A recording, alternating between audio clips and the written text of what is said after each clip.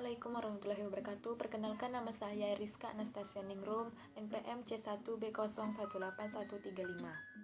Baiklah, di sini saya akan membahas 4 bahasan pokok. Yang pertama adalah perkembangan perbankan di Indonesia, yang kedua adalah sistem perbankan di Indonesia, yang ketiga adalah lembaga keuangan, dan yang terakhir adalah arsitektur perbankan Indonesia atau API. Perkembangan perbankan di Indonesia. Kondisi perkembangan perbankan di Indonesia telah mengalami banyak perubahan dari waktu ke waktu. Perubahan ini terjadi dari internal dunia perbankan maupun dari eksternal. Bahan faktor internal eksternal dunia perbankan seperti perekonomian, politik, hukum, dan sosial. Perkembangan faktor internal dan eksternal perbankan di Indonesia menyebabkan kondisi perbankan di Indonesia secara umum dibagi menjadi 4 periode. Yaitu adalah yang pertama, kondisi perbankan di Indonesia sebelum serangkaian paket-paket deregulasi di sektor real dan moneter yang dimulai pada tahun 1990-an.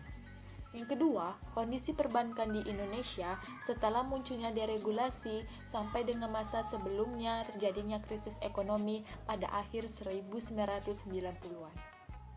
Dan yang ketiga, kondisi perbankan di Indonesia pada masa krisis ekonomi sejak akhir 1990-an. Dan yang terakhir adalah perbankan di Indonesia pada saat sekarang ini. Regulasi perbankan di Indonesia.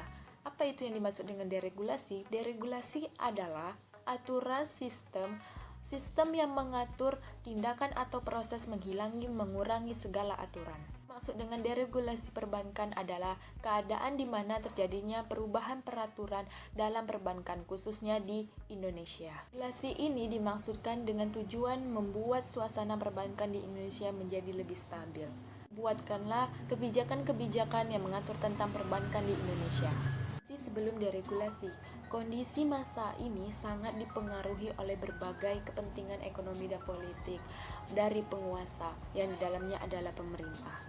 Fungsi utama perbankan pada masa setelah kemerdekaan sampai dengan sebelum adanya deregulasi tidak banyak mengalami perubahan. Di sisi sudah deregulasi ini terjadi inflasi yang tinggi serta kondisi makroekonomi secara umum yang tidak bagus terjadi bersamaan dengan kondisi perbankan yang tidak dapat memobilisasikan dana dengan baik. Kondisi saat krisis ekonomi terjadi pada tahun 1997 sampai dengan 1998. Deregulasi dan penerapan kebijakan-kebijakan lain yang terkait dengan sektor moneter dan real, sektor perbankan lebih mempunyai kemampuan untuk meningkatkan kinerja makroekonomi di Indonesia. Kondisi perbankan terkini.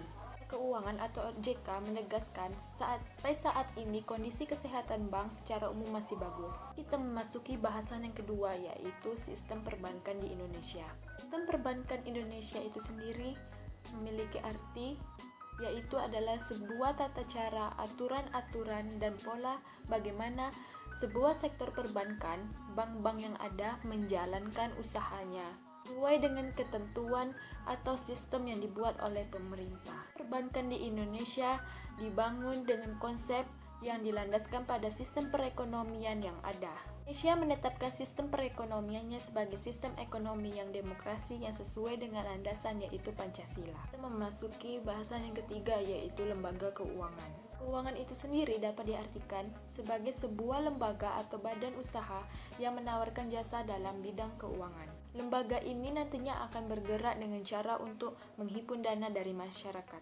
Menghimpun dana, lembaga keuangan juga akan menyalurkan dana tersebut untuk proyek pembangunan. Dari lembaga keuangan, yaitu yang pertama adalah manfaat realokasi pendapatan, yang kedua adalah manfaat dari segi likuiditas, yang ketiga adalah manfaat kemudahan transaksi, terakhir adalah manfaat untuk pengalihan aset.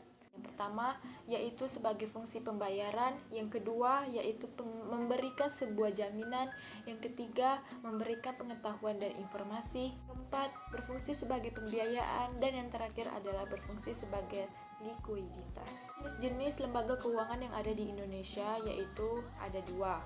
Yang pertama adalah lembaga keuangan non-bank, dan yang kedua adalah lembaga keuangan bank.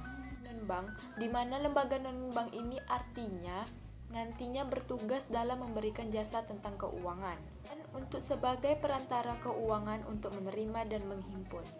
Menghimpun yang dimaksud adalah menghimpun simpanan uang, menerbitkan banknot, dan juga untuk simpanan uang. Alasan yang terakhir adalah arsitektur perbankan Indonesia.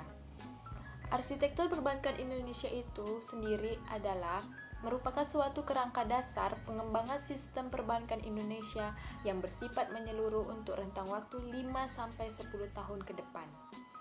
Visi arsitektur perbankan Indonesia atau API ini adalah menciptakan perbankan sehat, kuat, dan efisien demi kestabilan keuangan dan pertumbuhan. Baiklah, itu aja materi yang dapat saya sampaikan.